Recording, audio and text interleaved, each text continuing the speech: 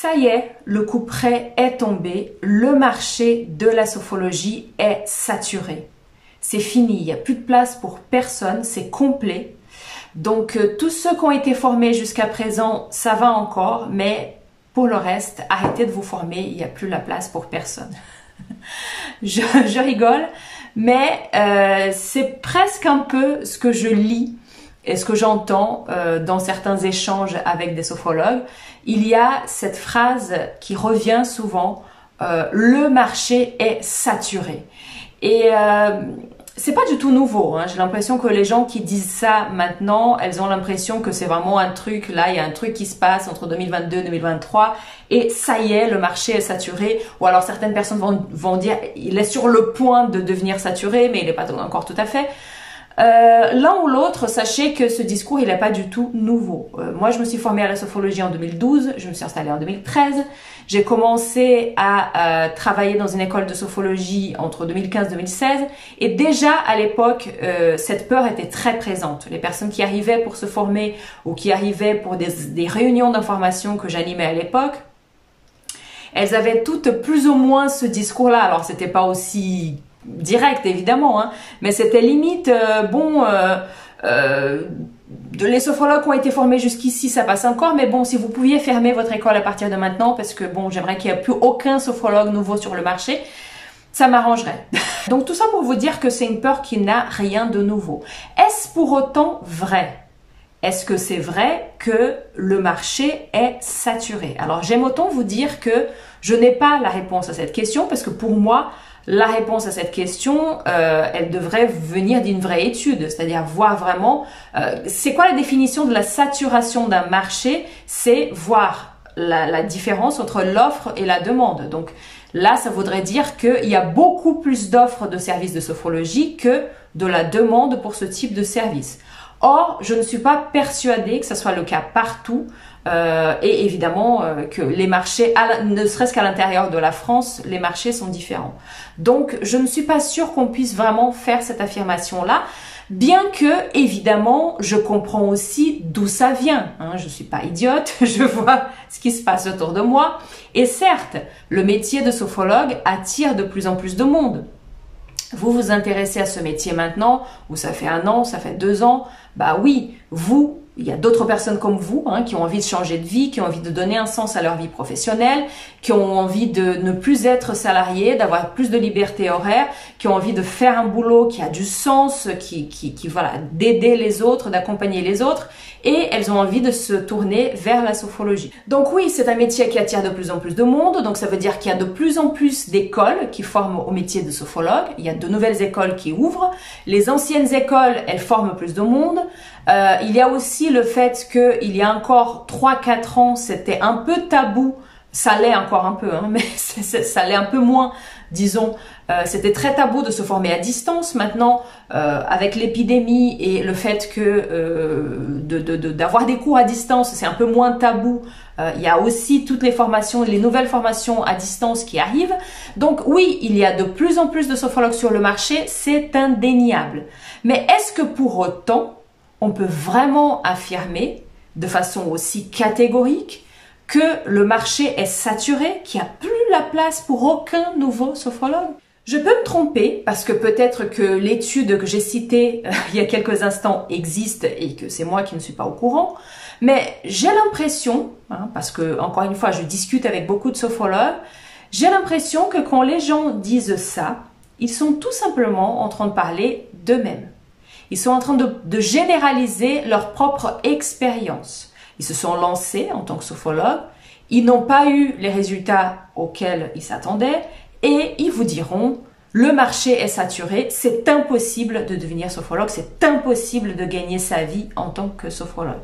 Ce que je trouve dommage dans ce discours, au-delà du fait que ce serait généraliser une expérience personnelle, c'est le fait qu'on parle beaucoup de crise, on parle de guerre, on parle d'épidémie, on parle d'inflation, on parle d'une conjoncture économique actuelle. Et encore une fois, je vis pas dans le monde des bisounours, je sais que tout ça est vrai et que tout ça compte.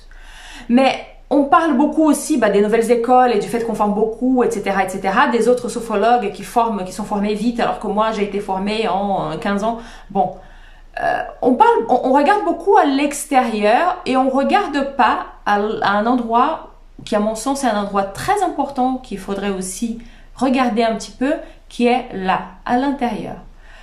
Et moi dans tout ça, ok, il y a un marché, ok, il y a d'autres sophrologues, ok, il y a une conjoncture économique, certes.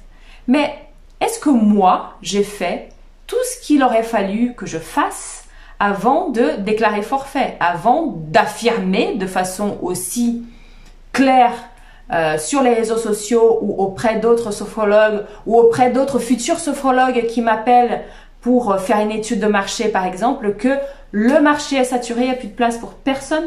Quand j'ai démarré mon activité, justement, ça faisait, je sais pas, 6 mois, 1 an que j'avais démarré, j'ai le souvenir d'avoir fait une formation complémentaire en sophrologie, et donc forcément j'ai rencontré plein d'autres sophrologues, et il y en avait une en particulier qui était déjà sophrologue depuis 5-6 ans, avec qui j'ai sympathisé, on a un petit peu discuté, et j'ai le souvenir très clair de quelque chose qui m'a choquée, parce que j'étais en pleine activité de démarchage, d'aller rencontrer les médecins, d'aller rencontrer d'autres professionnels, de parler de mon métier, de créer mon site internet. Enfin, j'étais en plein là-dedans.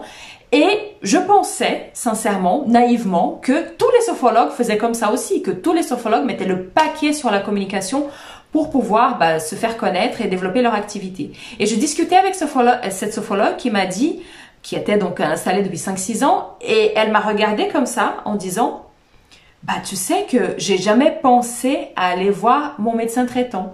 Mon médecin traitant n'est absolument pas au courant que je suis sophrologue. » Et moi, pendant ce temps-là, ça faisait encore 6 mois, je sais pas, moins d'1 an que j'étais installée, j'avais été voir 25 médecins généralistes. Donc, vous voyez, bon, elle ne gagnait pas sa vie en tant que sophrologue encore, et bon, elle n'avait pas l'air d'être gênée par ça, mais dans cette affirmation, le marché est saturé ou ce n'est pas possible de gagner sa vie en tant que sophrologue, j'aimerais bien, à chaque fois que j'entends ça, pouvoir discuter avec cette personne et dire, basé sur quoi vous dites ça?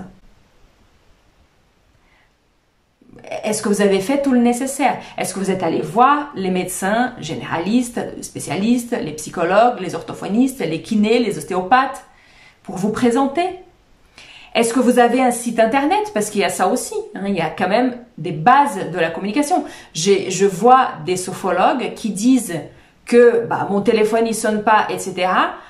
Est-ce que vous avez un site internet? Non, j'ai une page Facebook. Non, j'ai une page Google My Business, ça suffit, c'est pas la peine d'avoir un site internet.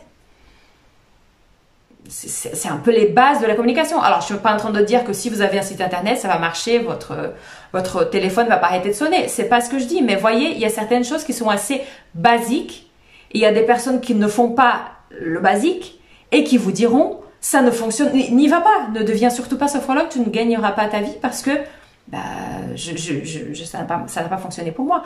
Autre question, depuis quand vous êtes sophrologue? Depuis quand vous vous êtes lancé? Parce que là aussi, j'entends des gens me dire, ça fait 6 mois, je jette l'éponge. Ça fait 8 mois, je jette l'éponge. Une profession, une activité en libéral, quelle qu'elle soit d'ailleurs, pas que sophrologue, ça met quelque temps à apprendre. Vous devez travailler pendant plusieurs mois à vous faire connaître, et la clientèle, elle se forme petit à petit. C'est pas quelque chose qui se fait comme ça d'une minute à l'autre. Donc, il faut du temps. On parle, alors certaines personnes vous diront qu'il faut 1 an, qu'il faut 2 ans, qu'il faut 3 ans.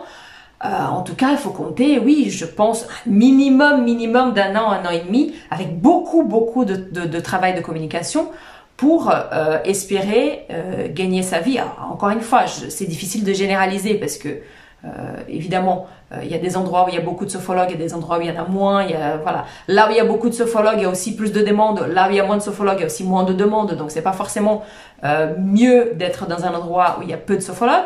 Mais donc, voilà, difficile à généraliser, mais il faut du temps. Est-ce que vous êtes laissé ce temps-là? Est-ce que vous êtes sorti de votre zone de confort? Parce que tout ça, tout ce que je suis en train de dire là, créer un site internet, être présent sur les réseaux sociaux, aller rencontrer d'autres professionnels, Ça demande parfois, alors il y a des personnes qui sont très à l'aise avec ça. Moi, c'était pas du tout le cas. Et il a fallu vraiment que je sorte de ma zone de confort pour faire tout ça. Pour faire des soirées découvertes, pour faire des conférences dans des salons. Hein, croyez-moi, j'étais pas du tout à l'aise avec ça. Et il a fallu que je sorte de ma zone de confort pour aller vers ça et ça a fonctionné. Donc, est-ce que vous êtes sorti de votre zone de confort ou est-ce que vous ne faites que le minimum et vous attendez que le téléphone sonne et vous dites à d'autres futurs sophrologues, ça ne marche pas, le marché est saturé. Est-ce que vous avez fait une étude de marché avant de vous lancer? Est-ce que vous connaissez votre public? Est-ce que vous savez ce qu'ils pensent de la sophrologie? Est-ce que vous avez adapté votre communication aux attentes de ce public? Est-ce que vous savez où ils sont? Voilà. Est-ce que vous avez cherché à participer à des salons, à créer des occasions pour rencontrer des personnes?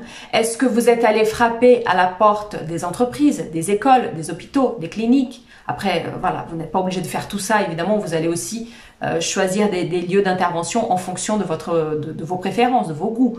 Mais je veux dire, est-ce que vous avez frappé à ces différentes portes-là? Et est-ce que vous avez continué de frapper à leurs portes alors qu'on vous a dit non? Qu'on n'a pas répondu à votre mail, qu'on vous a pas rappelé, contrairement à ce qu'on avait dit? Ou est-ce que au premier devis pas accepté, ou au premier refus de vous rencontrer, vous avez dit « Oh, de toute façon, ça ne marchera pas ». Il faut être insistant, il faut être persistant. Une activité, ça se crée pas comme ça. Il faut du temps. Il faut de la motivation, il faut de la persévérance. Donc, si vous n'avez pas mis tout ça en place, et c'est pas une critique, hein, je peux comprendre qu'on n'ait pas le temps, qu'on n'ait pas la motivation, qu'on n'ait pas, voilà, qu'on n'ait pas suffisamment de confiance et qu'on ait peur. Je comprends, mais à 3000% la peur de se lancer, je comprends à 3000% la peur que ça ne marche pas. Tout ça, je comprends parfaitement. Mais si vous avez l'impression que vous avez cette peur qui vous empêche de vous lancer, qui vous empêche d'aller à fond, qui vous empêche vraiment de vous développer, par pitié, ne venez pas dire aux autres que le marché est saturé, qu'on n'arrive pas à devenir sophrologue, qu'on n'y arrivera jamais. Hein. Parce que s'il y a des personnes qui arrivent, elles sont certainement pas meilleures que les autres, elles sont certainement pas un don intrinsèque avec lesquels elles seraient nées et on n'y peut rien. C'est juste des personnes qui ont bossé beaucoup plus que les autres, c'est juste des personnes qui se sont donné les moyens beaucoup plus que les autres. Et encore une fois, c'est pas une critique, je peux comprendre qu'on n'ait pas forcément tous la possibilité de consacrer autant de temps à se faire connaître. Mais alors dans ce cas-là, reconnaissez que peut-être vous n'avez pas eu l'occasion pour le moment, hein, parce que ça peut être aussi quelque chose qui prend plus de temps pour certaines personnes, mais ne venez pas affirmer que c'est de la faute au marché.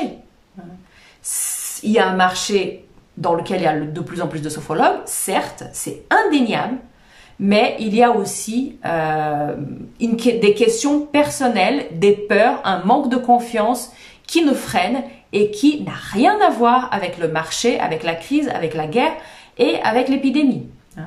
Donc, regardons aussi de ce côté-là. Faisons-nous aider, participons à des échanges avec d'autres sophrologues, des échanges constructifs. Moi, j'ai plusieurs vidéos dans cette chaîne où je vous donne pas mal d'infos sur la communication, justement, avec l'agence Elona et certaines vidéos que j'ai aussi faites toute seule.